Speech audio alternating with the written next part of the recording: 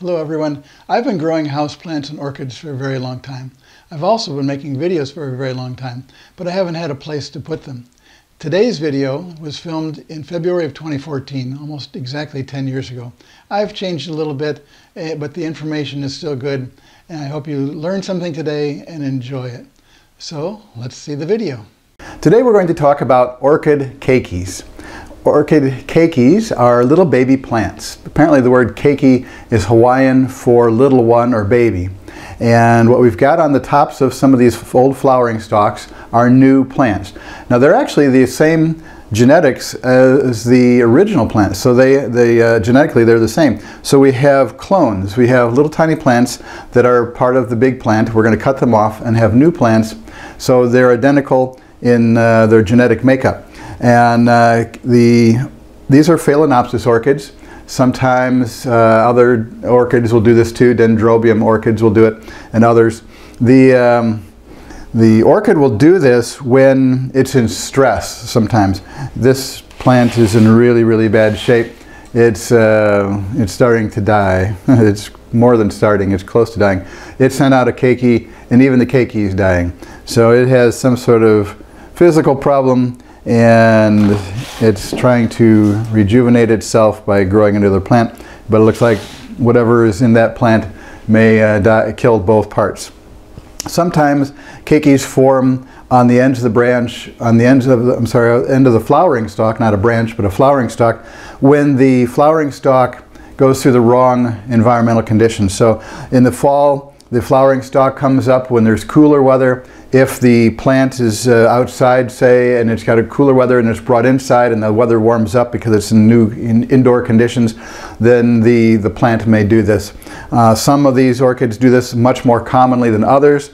Some of them won't do it at all unless what's called keiki paste or keiki clone paste is spread on the flowering stalk. It's a cytokinin type of chemical, the hormone kind of chemical that is put on the flowering stalk, and you can get your own new plants that way. These are, like I said, genetically the same, and so if you like the flowers of one, then you can grow more by having the identical plant and get new plants with the same flower. So it's a long process. It takes several years sometimes to get up to flowering size, but these have been on this plant for quite a while. In fact, we have this plant has this keiki is sending up a flowering stalk, and this keiki has already got a flowering stalk that's blooming. Now when we repot plants, we like to do it at the proper time. This keiki has a flowering stalk coming off of it and has only 2 roots, and it's very small little leaves. So we're going to let this one continue staying on the plant because the flowers here that we like are being supported partly by the larger mother plant. So there's no hurry in taking this little keiki off, so we're going to leave that one on there. This keiki has a lot of nice roots.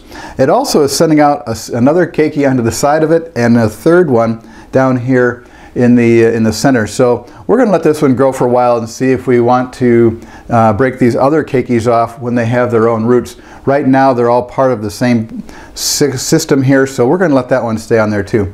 Normally we wouldn't want to cut one off when it's in bloom, but this one is just sending up the flowering stalk and has a very large root system. So this one should be able to support itself, including the flowers. It's obviously been on this plant for quite a while. So we're going to cut it off of the flowering stalk. We've got our little Fisker's gardening shears here. These are really excellent shears.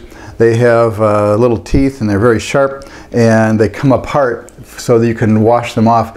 When you get a lot of plant sap on these things, they get sticky, and these can go in the dishwasher, these can go in the sink and get cleaned up. So they snap right back together again. So they're very nice little garden shears that I highly recommend from Fisker's. And so we're going to find the right place here to clip this one off. If we can get in between the old wooden stake that we've got here. And there we go.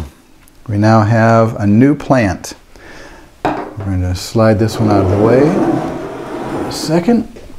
And this one has the old dead remains of the original flower stalk still on here. So we're going to clip that off as well, trying not to injure the roots or the new flowering stalk.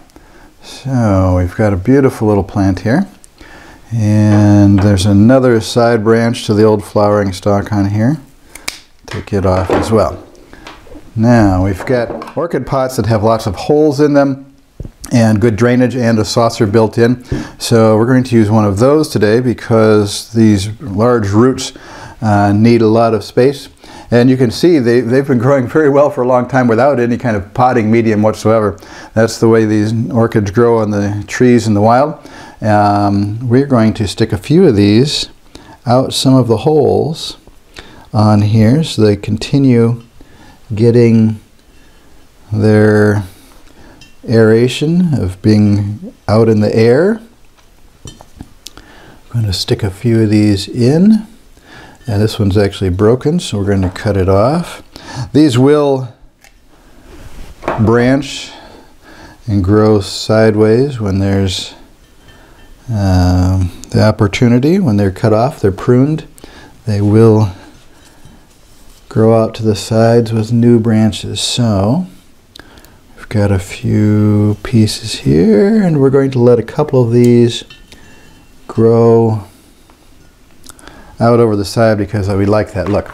Now I've got my old ice cream bucket here filled with some wet sphagnum peat moss. This is the long strand stuff, New Zealand style, as you can find in a lot of the garden stores for orchid repotting mix. This also has large bark chunks, large perlite pieces, and some charcoal mixed in. You don't see it right offhand, but there is some in there. This has been mixed up pretty well, and it's all nice and damp. So we're going to go ahead and drop it in. There we have it. We have a new plant, a new clone of the existing plant. Thank you for watching all the way to the end of this video. If you like orchids, you might like the Phalaenopsis orchid care video that I also filmed a while back, and it has been on the internet for a little while now. That'll be linked up here. And if you like orchids, you might like some of the time-lapse videos I've done on the time-lapse playlist. At least one of them will show up as a link over here. Thanks for watching.